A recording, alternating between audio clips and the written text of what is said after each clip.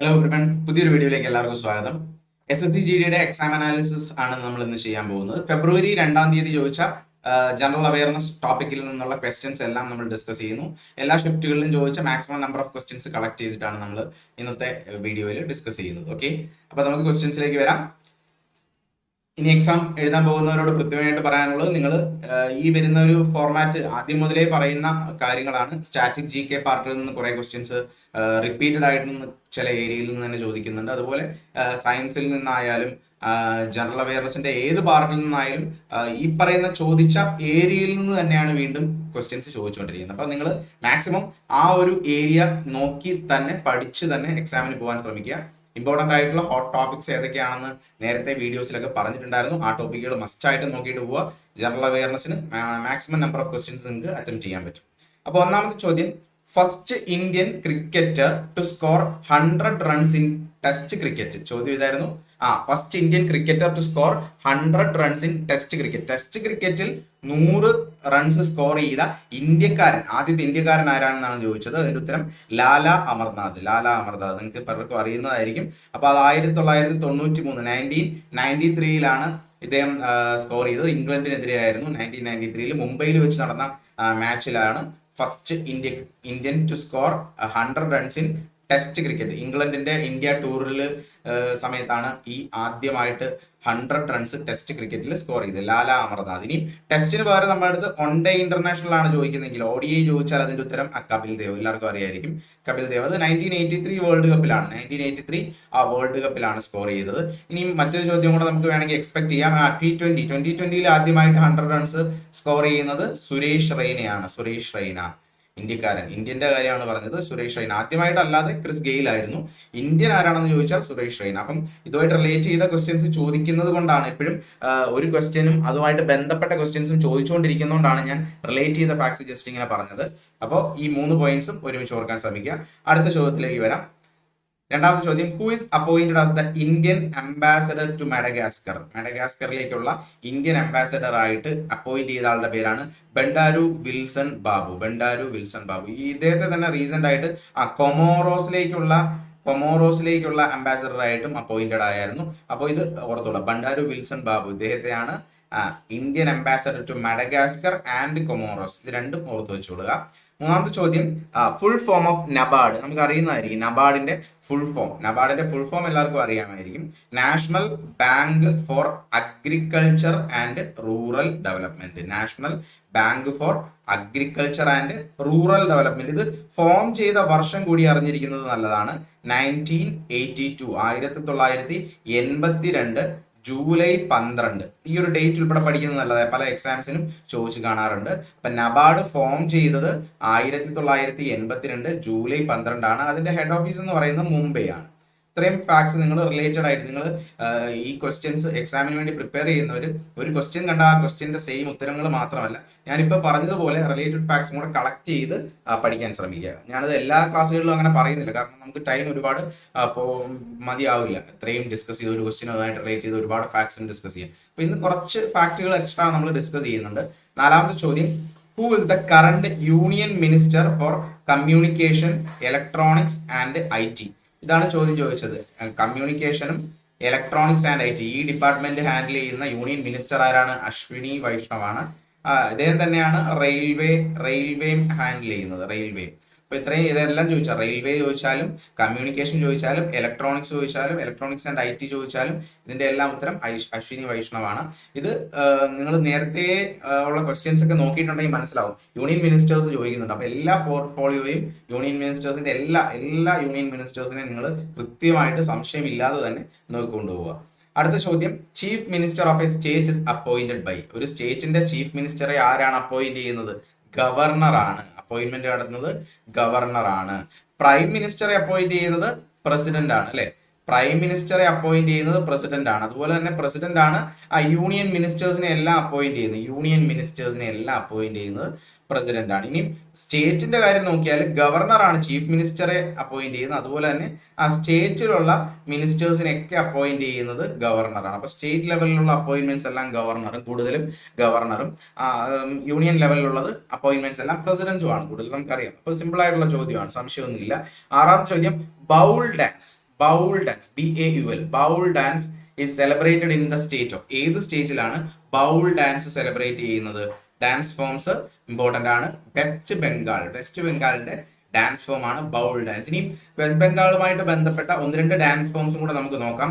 West ബംഗാളിലെ മറ്റ് dance forms ആണ് ഒന്ന് Purulia Chhau, Purulia Chhau, Chhau dance form, Chhau, Chhau, CHH എന്നൊക്കെ പറയും, ചൗ, പുരുളിയ ചൗ എന്ന് പറയുന്ന ഡാൻസ് ഫോം, അത് വെസ്റ്റ് ബംഗാളിന്റെ ആണ്. അതുപോലെ മറ്റൊരു ഇമ്പോർട്ടന്റ് ഡാൻസ് ഫോം ആണ് ബ്രിത, ബ്രിത ഡാൻസ് ഫോം, അതുപോലെ Santal dance form, Santal dance form, Fakir dance form, Fakir dance form. ഇത്രയും ഡാൻസ് ഫോംസ് തെറ്റിപ്പോകരുത്. Purulia Chhau dance form, Brita dance form, അതുപോലെ Santal dance form, Fakir dance form, ഇതെല്ലാം വെസ്റ്റ് ബംഗാളിലാണ് സെലിബ്രേറ്റ് ചെയ്യുന്നത്. അപ്പൊ അതും കൂടി നോട്ട് ചെയ്തോളൂ. ഏഴാമത്തെ ചോദ്യം, Ambedkar founded depressed classes association in, ഏത് വർഷമാണെന്ന് ചോദിച്ചാൽ അംബേദ്കർ ആണ് ഫൗണ്ട് ചെയ്തതെന്ന് ഇവിടെ ക്വസ്റ്റ്യനിൽ പറയുന്നുണ്ട്. അപ്പൊ അത് നമ്മൾ അറിയണം. Ambedkar founded depressed class association in 1930, 1930 depressed class association Ambedkar form ചെയ്തത്. അപ്പൊ ഡിപ്രസ്ഡ് ക്ലാസ് അസോസിയേഷൻ, ആ ഒരു അസോസിയേഷന്റെ പേര് ഓർത്തോളുക. എട്ടാമത്തെ ചോദ്യം, who is the current foreign secretary of India, foreign secretary, foreign സെക്രട്ടറിയുടെ പേരാണ് ചോദിച്ചിരിക്കുന്നത്, വിനയ് മോഹൻ ക്വാത്ര.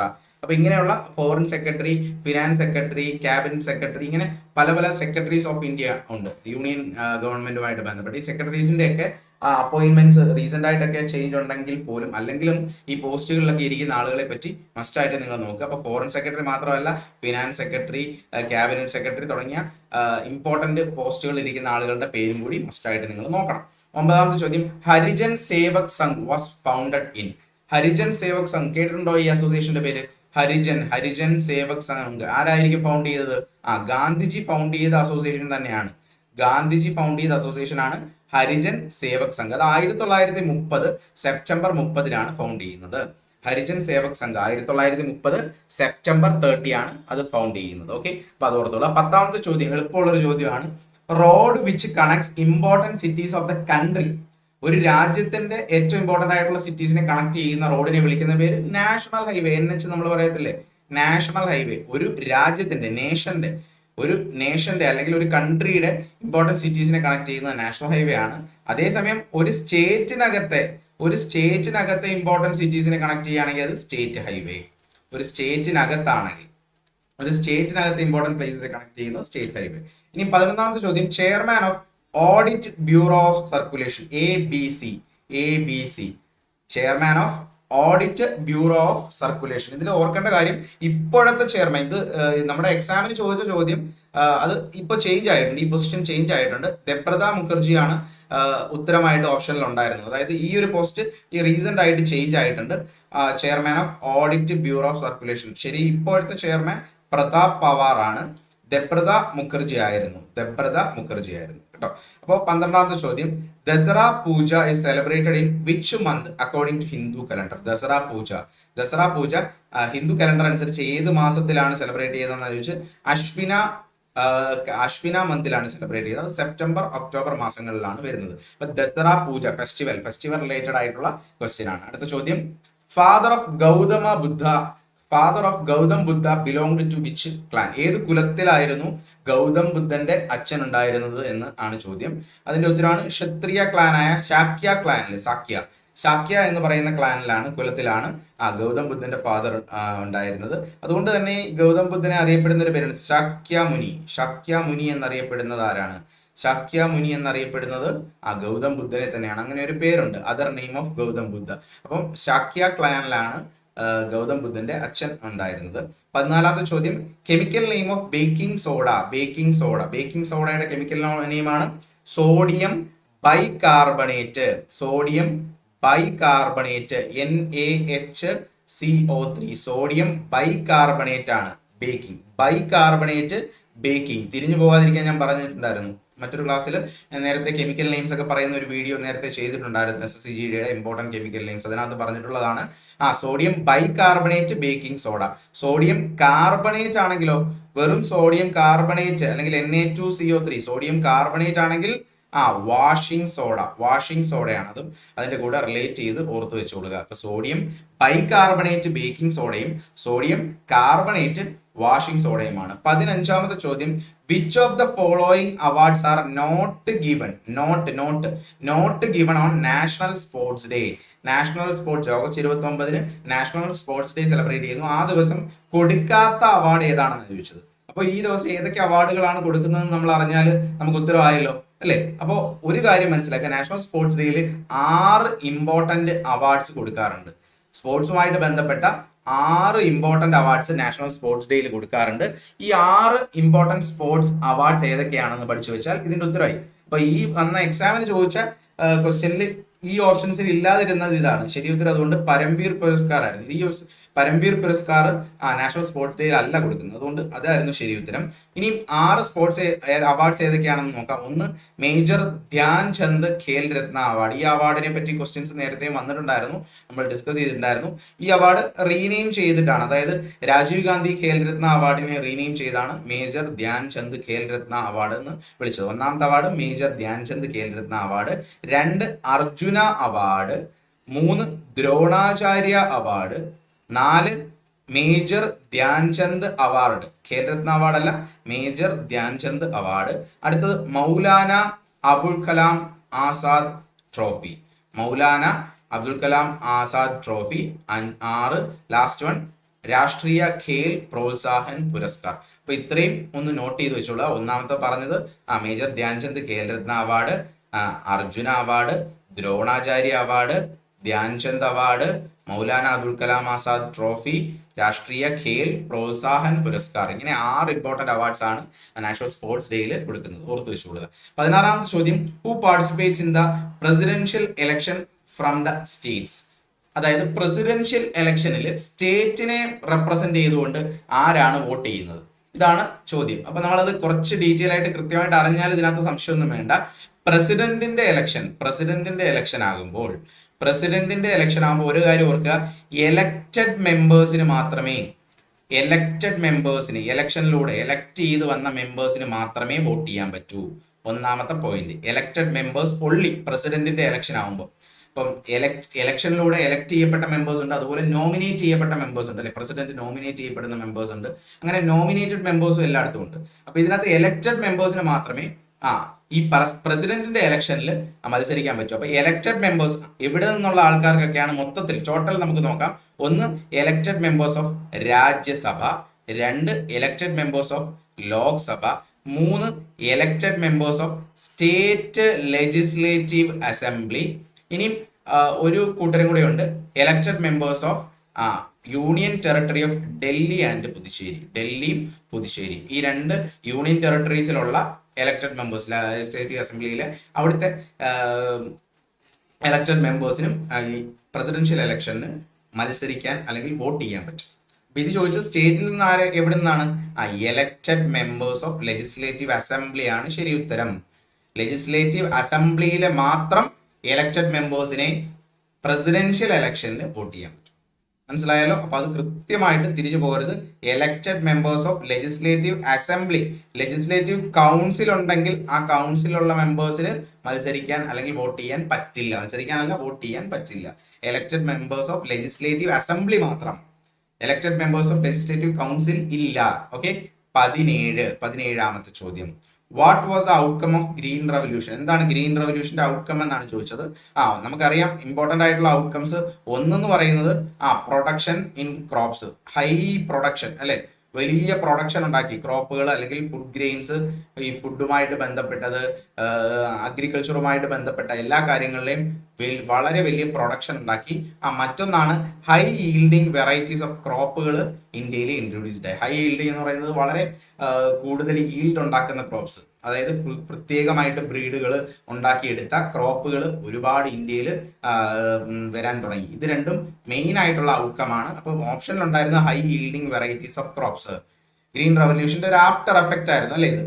18ാമത്തെ ചോദ്യം, Indian penal code came into force in. ഏത് വർഷമാണ് ഇന്ത്യയുടെ പീനൽ കോഡ്, IPC എന്ന് പറയാം, IPC നിലവിൽ വരുന്നത് 1860ലാണ് IPC നിലവിൽ വരുന്നത്. ഇനി IPCയുടെ പിതാവ്, ഇന്ത്യൻ പീനൽ കോഡിന്റെ പിതാവ് എന്നറിയപ്പെടുന്ന ആരാണെന്ന് ചോദിച്ചാൽ നമുക്കറിയാം, പേര് മെക്കോളെ. ഫുൾ നെയിം പറയുകയാണെങ്കിൽ Thomas Babington Macaulay. Thomas Babington Macaulay. Thomas Babington Macaulay ആണ് IPCയുടെ പിതാവ് എന്നറിയപ്പെടുന്നത്. അദ്ദേഹം 1834 തന്നെ IPCയുടെ ഒരു ഡ്രാഫ്റ്റ് ഉണ്ടാക്കുകയും അത് പിന്നെ പബ്ലിഷ് ചെയ്യുകയും പിന്നീട് ഫൈനലി അത് നിലവിൽ വരുന്നത് 1860 1860 നിലവിൽ വരുന്നത്. ഓക്കെ, 19ാമത്തെ ചോദ്യം. In 2022, Rakshabandhan was celebrated in which month? 2022 Rakshabandhan celebrate ചെയ്ത ഏത് മാസമാണെന്നാണ് ചോദിച്ചത്. ഓഗസ്റ്റിലാണ്. നല്ലൊരു ചോദ്യമാണ് അല്ലെ. ഓഗസ്റ്റ് 11 2022 സെലിബ്രേറ്റ് ചെയ്തത്. ഇനി വേണമെങ്കിൽ 2023 ഏത് മാസമാണ് സെലിബ്രേറ്റ് ചെയ്യാൻ പോകുന്നതെന്ന് ചോദിച്ചാൽ എന്നാണ് ഉത്തരം? ഓഗസ്റ്റ് 30. ഓഗസ്റ്റ് 30 2023. അതും കൂടെ ഒന്ന് നോട്ട് ചെയ്തോളുക. ഓഗസ്റ്റ് 30 2023 ഇനി എന്നാണ് ഇത് സെലിബ്രേറ്റ് ചെയ്യുന്നത് ചോദിച്ചു കഴിഞ്ഞാൽ ഫുൾ മൂൺ ഡേയിലാണ്. ഒരു ഫുൾ മൂൺ ഡേ ആണ്. ഏത് ഫുൾ മൂൺ ഡേ ആണ്? Full moon day in the month of Sawan. Sawan മന്തിലെ ഫുൾ മൂൺ ഡേയിലാണ്. സാവൻ മന്തിലെ ഫുൾ മൂൺ ഡേയിലാണ്, അല്ലെങ്കിൽ പൂർണിമയിലാണെന്ന് പറയാം. Purnima, full moon day Purnima എന്ന് നമ്മൾ പറയും. Purnima day of Sawan month. അപ്പൊ രക്ഷാബന്ധൻ സെലിബ്രേറ്റ് ചെയ്യുന്നത് ഏത് മന്തിലാണ് എന്നുള്ളതിന്റെ ഉത്തരമാണ് നമ്മൾ പറഞ്ഞത്. അടുത്ത ചോദ്യം, chemical name of plaster of Paris. Plaster of പാരീസിന്റെ കെമിക്കൽ നെയിം വളരെ എളുപ്പമുള്ളതാണ്. കെമിക്കൽ നെയിംസിന്റെ ക്ലാസ്സുകളിലൊക്കെ ഡിസ്കസ് ചെയ്തിട്ടുള്ളതാണ്. Chemical name of plaster of Paris CaSO4 12H2O അല്ലെങ്കിൽ calcium sulphate hemihydrate. Calcium sulphate hemihydrate. ഇതാണ് പ്ലാസ്റ്റർ ഓഫ് പാരീസിന്റെ chemical name. Plaster of Paris. ഇനി ജിപ്സത്തിന്റെ കെമിക്കൽ നെയിം ചോദിച്ചാൽ CaSO4 2H2O. ജിപ്സം ആണെങ്കിൽ CaSO4, കാൽസ്യം സൾഫേറ്റ് 2H2O. ഈ ജിപ്സത്തെ heat ചെയ്ത് ഒരു പ്രത്യേക ടെമ്പറേച്ചറുകളിൽ ഹീറ്റ് ചെയ്തിട്ടാണ് എന്തുണ്ടാക്കുന്നത്? പ്ലാസ്റ്റർ ഓഫ് പാരീസ് ഉണ്ടാക്കുന്നത്. അപ്പോൾ അത് തമ്മിൽ ബന്ധപ്പെട്ടിരിക്കുകയാണ്. അതുകൊണ്ടാണ് 2 molecules of H2O ആണ് ജിപ്സത്തിലുള്ളത്. പ്ലാസ്റ്റർ ഓഫ് പാരീസ് വരുമ്പോൾ അത് ½ H2O ആയിട്ട് മാറി. 21ാമത്തെ ചോദ്യം, റിവർ ഗംഗ ഫോൾസ് ഇൻടു. ഇത് ഗംഗയുടെ പതന സ്ഥലം എവിടെയാണ് പതിക്കുന്നത് എന്നാണ് ചോദ്യം. ഉത്തരം bay of Bengal. Bay of ബംഗാളിലാണ് റിവർ ഗംഗ വന്ന് വീഴുന്നത്. 22ാമത്തെ ചോദ്യം, ഗാന്ധിജി കണ്ടക്ടഡ് സത്യാഗ്രഹ ഇൻ 1919. 1919 ഗാന്ധിജി സത്യാഗ്രഹം എന്തിനു വേണ്ടിയാ കണ്ടക്ട് ചെയ്തതെന്നാണ് ചോദിച്ചത്. 19 ആ വർഷം എടുത്ത് പറഞ്ഞു, അതുകൊണ്ട് ഇമ്പോർട്ടന്റ് ആണ്. 17ലും 18ലും 16ലും ഒക്കെ സത്യാഗ്രഹം കണ്ടക്ട് ചെയ്തിട്ടുണ്ട്. 1919 ഇമ്പോർട്ടന്റ് ആയിട്ടുള്ള കാര്യമാണ് റൗലറ്റ് ആക്ട്. റൗലറ്റ് ആക്ടിനെതിരെയാണ് 1919 റൗലറ്റ് നിയമത്തിനെതിരെയാണ് ഗാന്ധിജി സത്യാഗ്രഹം കണ്ടക്ട് ചെയ്തത്. ഓക്കെ, 23ാമത്തെ ചോദ്യം, Subhash Chandra Bose sports academy. Important ആണ്, നമ്മൾ വായിക്കുന്ന ഒരു ക്വസ്റ്റ്യൻ തന്നെയാണ്. ഏറ്റവും ഇമ്പോർട്ടന്റ് ആയിട്ടുള്ള സ്പോർട്സ് അക്കാഡമിയാണ്. സുഭാഷ് ചന്ദ്രബോസിന്റെ പേരിലുള്ള സ്പോർട്സ് അക്കാഡമി എവിടെയാണ്? പട്യാല, പഞ്ചാബ്. Subhash Chandra Bose sports academy. അടുത്ത ചോദ്യം, which is the last 5-year plan? അവസാനത്തെ 5-year പ്ലാൻ. നമുക്കറിയാം 12 5-year പ്ലാനുകളാണ്. 5-year പ്ലാൻ നിങ്ങൾ നോട്ട് ചെയ്ത് വെച്ചോളൂ. 5-year പ്ലാൻ എല്ലാ എക്സാമിനും ക്വസ്റ്റ്യൻസ് ഉണ്ട്. 5-year പ്ലാൻ നിങ്ങൾ നോട്ട് ചെയ്യുന്നുണ്ടാവും. നിങ്ങൾ ഈ വീഡിയോസ് കാണുന്നവർ ശ്രദ്ധിക്കുന്നുണ്ടാവും. 5-year പ്ലാൻ എല്ലാ എക്സാമിനും ചോദ്യമുണ്ട്. അതിന്റെ ഈ കാലഘട്ടം തന്നെ ഒരുപാട് എക്സാംസിന് ചോദിച്ചിട്ടുണ്ട്. ഇമ്പോർട്ടന്റ് ആണ്, വളരെ ഇമ്പോർട്ടന്റ് ആണ്. അപ്പൊ ലാസ്റ്റ് 5-year പ്ലാൻ 12ാമത്തെ ആണെന്ന് നമുക്കറിയാം അല്ലെ. 12 5-year പ്ലാൻസ് ഇന്ത്യയിൽ ഉണ്ടായിരുന്നുള്ളൂ. അതിന്റെ കാലാവധി 2012 മുതൽ 2017 വരെയായിരുന്നു അവസാനത്തെ 5-year plan, 12th 5-year plan. 25ാമത്തെ ചോദ്യം, the idea of fundamental rights was borrowed from. Indian കോൺസ്റ്റിറ്റ്യൂഷനകത്ത് ഫണ്ടമെന്റൽ റൈറ്റ് എന്ന ഒരു ഐഡിയ ഏത് രാജ്യത്തു നിന്നാണ് എടുത്തിരിക്കുന്നത്? യുണൈറ്റഡ് സ്റ്റേറ്റ്സ് ഓഫ് അമേരിക്ക, US-ൽ നിന്നാണ് എടുത്തിരിക്കുന്നത്. ഫണ്ടമെന്റൽ റൈറ്റ്സ് മാത്രമല്ല, വേറെ എടുത്തിരിക്കുന്നത് എന്തൊക്കെയാണ്? ഫണ്ടമെന്റൽ റൈറ്റ്സ് ഉണ്ട്, പ്രിയാമ്പിൾ ഉണ്ട്, അതുപോലെ ജുഡീഷ്യൽ റിവ്യൂ, ഇങ്ങനെ ഒരുപാട് കാര്യങ്ങൾ. ജുഡീഷ്യൽ റിവ്യൂ ഇതൊക്കെ എവിടെ നിന്നാണ് എടുത്തിരിക്കുന്നത്? യുണൈറ്റഡ് സ്റ്റേറ്റ്സിൽ നിന്നാണ് ഇന്ത്യ ബോറോ ചെയ്തിരിക്കുന്നത്. 26ാമത്തെ ചോദ്യം, how much distance Neeraj Chopra throw javelin in Tokyo Olympics 2020? 2020 Tokyo ഒളിമ്പിക്സിൽ നീരജ് ചോപ്ര നമുക്ക് മെഡൽ കൊണ്ടുവന്നതാണ് അല്ലെ, നീരജ് ചോപ്ര. അപ്പൊ ഈ ഡിസ്റ്റൻസ് ആണ് ചോദിച്ചത്. എത്ര ഡിസ്റ്റൻസ് ആണ് ജാവലിൻ ത്രോയിൽ എറിഞ്ഞതെന്നാണ് ചോദ്യം. ആ ഡിസ്റ്റൻസ് ഇമ്പോർട്ടന്റ് ആണ്. 87.58 മീറ്റർ, 87.58 മീറ്റർ ആണ്. വളരെ ഇമ്പോർട്ടന്റ് ആണ്. ആ ഒരു ഡിസ്റ്റൻസ് നോട്ട് ചെയ്തോളുക. അടുത്ത ചോദ്യം, who is the current chairman of CBDT? CBDT എന്ന് വെച്ചാൽ എന്താ? Central board of direct taxes. Central board of direct ടാക്സസിന്റെ ഇപ്പോഴത്തെ ചെയർമാൻ ആണ് നിതിൻ ഗുപ്ത. ഇമ്പോർട്ടന്റ് ആയിട്ടുള്ള അപ്പോയിന്റ്മെന്റ്സ് ചോദിക്കുന്നുള്ളൂ. വളരെ ഡീറ്റെയിൽ ആയിട്ട് നമ്മൾ ശ്രദ്ധിക്കാത്ത അപ്പോയിന്റ്മെന്റ്സ് ഒന്നും ചോദിക്കുന്നില്ല. നമ്മൾ ഏറ്റവും ആദ്യം പഠിക്കുമ്പോൾ തന്നെ ശ്രദ്ധിക്കുന്ന അപ്പോയിന്റ്മെന്റുകൾ തന്നെയാണ് ഇതിനകത്ത് ചോദിച്ചുകൊണ്ടിരിക്കുന്നത്. 28ാമത്തെ ചോദ്യം, fundamental duties were added to Indian constitution by which article. Article ഏതാണെന്ന് ചോദിച്ചത്. ഫണ്ടമെന്റൽ ഡ്യൂട്ടീസിന്റെ തന്നെ ഒത്തിരി ചോദ്യങ്ങൾ ചോദിച്ചിട്ടുണ്ടല്ലേ. അമെന്റ്മെന്റ്, ഏത് പ്രൈം മിനിസ്റ്റർ ആണ്, ഏത് ഇയർ ആണ്, ഏതാണെന്ന് ഒരുപാട് ക്വസ്റ്റ്യൻസ് ഫണ്ടമെന്റൽ ഡ്യൂട്ടീസുമായിട്ട് ബന്ധപ്പെട്ട് ചോദിച്ചിട്ടുണ്ടായിരുന്നു. ഇവിടെ ചോദിച്ചിരിക്കുന്ന ആർട്ടിക്കിൾ വീണ്ടും ചോദിച്ചു. 51A എന്ന് പറയുന്ന ആർട്ടിക്കിൾ ആണ് ഫണ്ടമെന്റൽ ഡ്യൂട്ടീസുമായിട്ട് ബന്ധപ്പെട്ടത്. 11 ഫണ്ടമെന്റൽ ഡ്യൂട്ടീസ് ആണ് ഇന്ത്യൻ കോൺസ്റ്റിറ്റ്യൂഷനിൽ നിലവിലുള്ളത്. ഇത് കൊണ്ടുവന്ന അമെന്റ്മെന്റ് 42nd അമെന്റ്മെന്റ് 1976 ഇന്ദിരാഗാന്ധിയുടെ സമയത്താണ് ഇത് നിലവിൽ വരുന്നത്. ഇത്രയും കാര്യങ്ങൾ നമ്മൾ പഠിച്ചിട്ടുള്ളതാണ്, വീണ്ടും ഒന്നുകൂടെ നമ്മൾ പറഞ്ഞതേ ഉള്ളൂ. 29ാമത്തെ ചോദ്യം, Nationalist Congress Party was founded by. Nationalist Congress പാർട്ടിയുടെ ഫൗണ്ടറാണ് ശരത് പവാർ. ശരത് പവാറിന്റെ പാർട്ടിയാണ് നാഷണലിസ്റ്റ് കോൺഗ്രസ് പാർട്ടി. 30ാമത്തെ ചോദ്യം, ഒറിജിൻ പ്ലേസ് ഓഫ് യമുന. യമുനയുടെ ഒറിജിൻ പ്ലേസ് യമുനോത്രി. ഇതുപോലെ നേരത്തെ മറ്റൊരു ചോദ്യം ഉണ്ടായിരുന്നില്ല, ഗംഗ വന്ന് വീഴുന്നത് പതിക്കുന്നത് ഏത് സ്ഥലത്താണെന്ന് ചോദിച്ചിട്ടുണ്ടായിരുന്നു. 31ാമത്തെ ചോദ്യം, west Bengal shares it's longest boundary with which country. West Bengal അതിന്റെ ഏറ്റവും വലിയ ബൗണ്ടറി ഏത് രാജ്യവുമായിട്ടാണ് ഷെയർ ചെയ്യുന്നതെന്ന ചോദ്യം.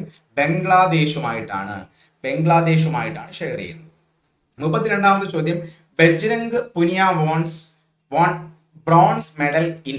അതായത് ബജ്രംഗ് പുനിയ നമുക്കറിയാം റെസ്ലറാണ്, ഫ്രീ സ്റ്റൈൽ റെസ്ലറായ ബജ്രംഗ് പുനിയയ്ക്ക് ബ്രോൺസ് മെഡൽ ടോക്കിയോ ഒളിമ്പിക്സിൽ കിട്ടി. ആ ഒരു ഫാക്ട് അറിയുന്നവർക്ക് ഇത് സംശയമൊന്നുമില്ല.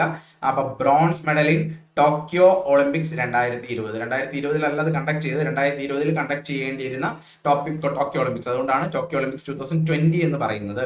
33ാമത്തെ ചോദ്യം, chemical name of washing soda. നമ്മൾ നേരത്തെ പറഞ്ഞതാണ് സോഡിയം കാർബണേറ്റ് അല്ലെങ്കിൽ Na2CO3. Washing soda sodium carbonate. 34ാമത്തെ ചോദ്യം, dance form which is practised in Malwa region of Madhya Pradesh.